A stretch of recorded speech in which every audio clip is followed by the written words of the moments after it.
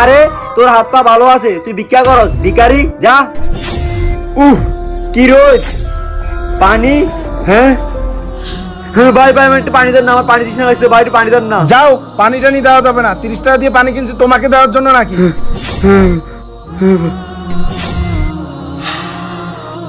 আরে ভাই এটা পড়ে গেছে। ভাইয়া ভাই আপনার কি হইছে? পানি আরে পানি খাবে? পানি দে একটু পানি নিয়ে আসি। পানি পানি। ভাইয়া পানি আছে, পানি খান।